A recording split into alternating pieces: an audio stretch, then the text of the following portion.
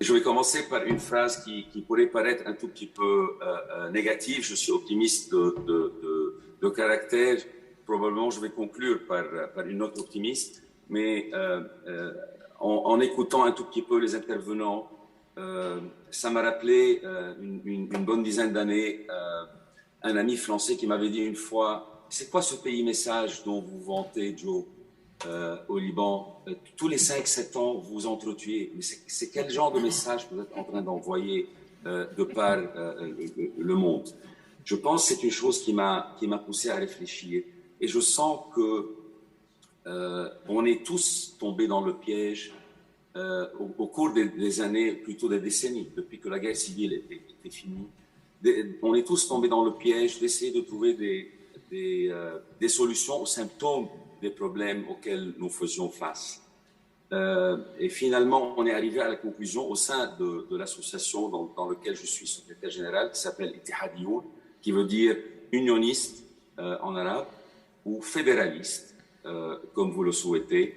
Nous sommes arrivés à la conclusion il y a 2 ou 3 ans que finalement, la source de nos problèmes, c'est un système politique centralisé qui ne convient pas à la structure sociale de notre pays, le Liban. Parce que le Liban est composé de multiples groupes culturels qui se côtoient depuis des centaines d'années, mais chacun possède sa propre histoire, ses références, ses coutumes, ses cultures et ses croyances religieuses, ce qui est important, qui constituent ensemble la véritable richesse de l'identité libanaise. Donc toute cette variété des citoyens libanais ou des communautés libanaises, qui à la base aurait dû être une richesse pour l'identité libanaise, semble être un fardeau. Et je pense que nous croyons fort que c'est le système politique qui gère notre vie au quotidien qui n'est pas adéquate.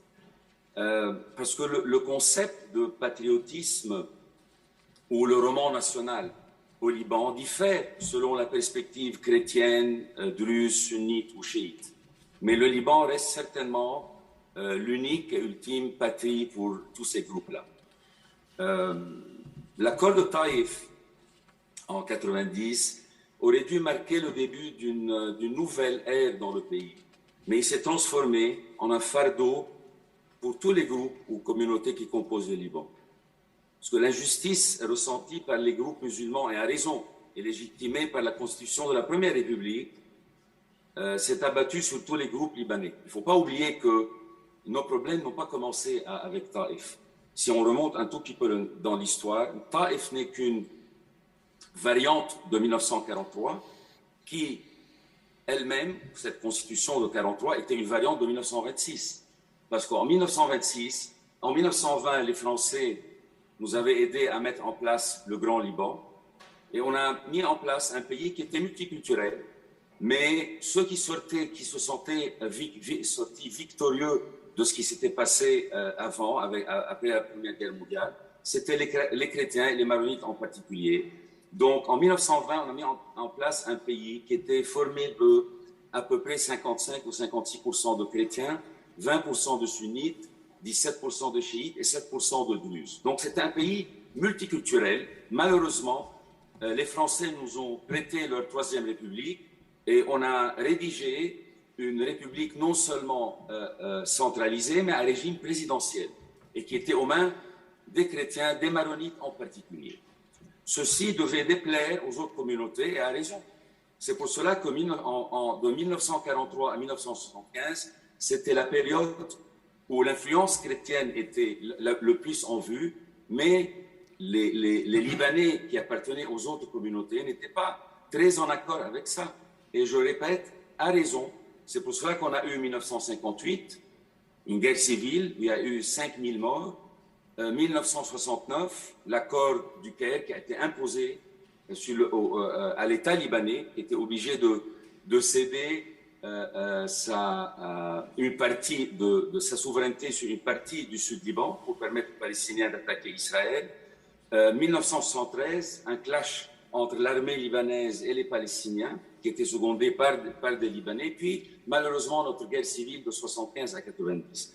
Je dis tout ça pour dire, parce que pour ceux qui, et ça c'est le piège dans lequel tout le monde est en train de tomber ici au Liban, on est en train de trop se focaliser sur Hezbollah et les armes de Hezbollah. Hezbollah n'est qu'un symptôme, n'est qu'une conséquence d'un système politique qui ne fonctionne pas. Parce qu'on s'est entretué, en 75, quand on s'est entretué, il n'y avait pas de Hezbollah. En 73 non plus. En 69 non plus. En 58 non plus.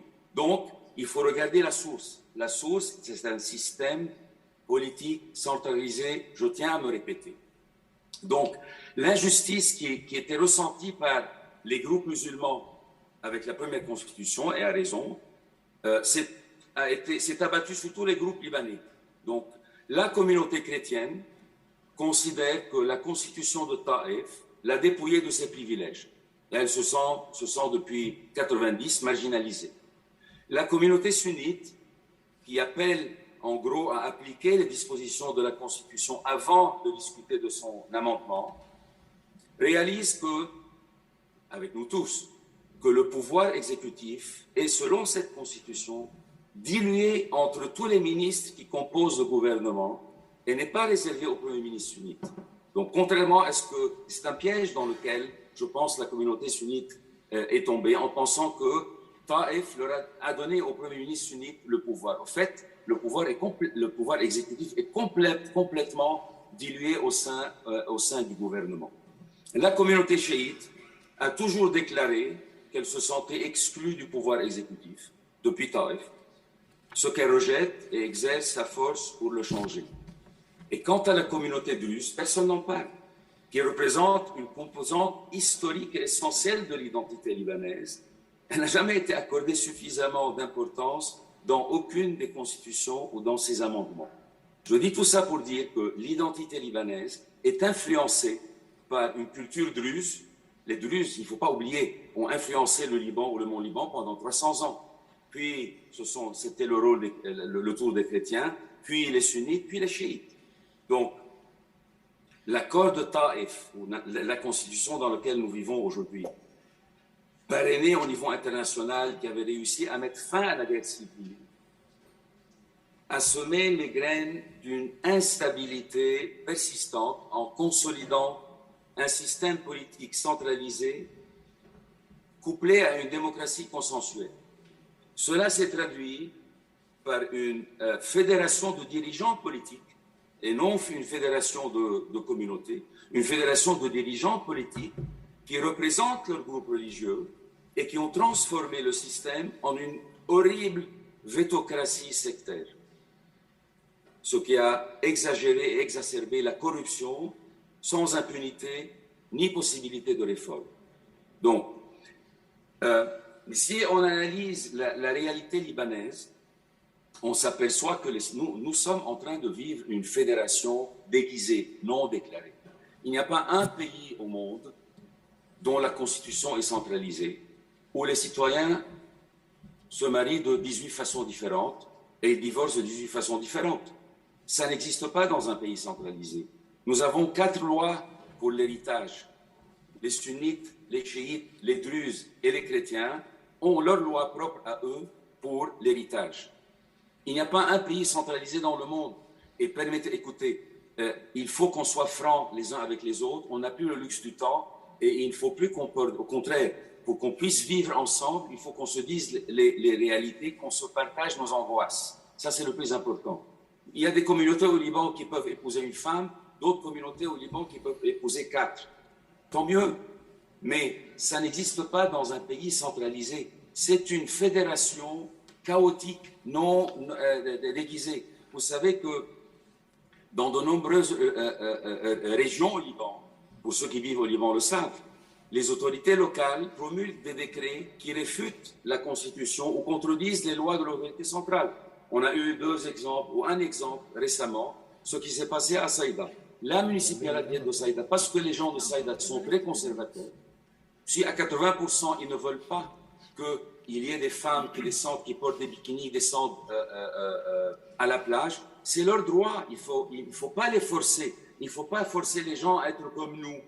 Chacun a le droit d'être comme bon il a envie d'être. Ça, c'est la beauté du pays. Ça, c'est la beauté du Liban. Donc, il faut organiser cette variété ou ces différences sociales pour qu'on puisse vivre ensemble, arriver au vivre ensemble. Bon, vivre ensemble, Inch'Allah, j'espère que tout le monde arrive à ce point. Aïssa Al-Khouri, merci beaucoup. Est-ce que je peux conclure, madame?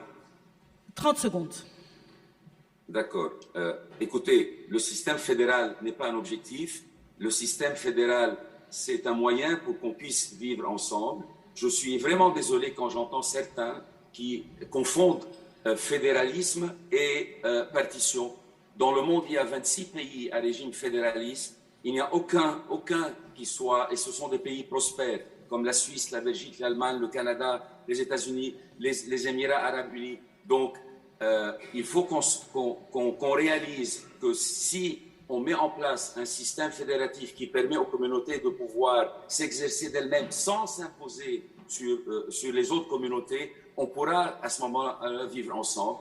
Et pour conclure, madame, et enfin pour conclure, messieurs, le Hezbollah, pourquoi est-ce qu'il ne veut pas se détacher de Taïf? Parce que avec ce système centralisé, le Hezbollah, en contrôlant le système centralisé, il contrôle tout le pays.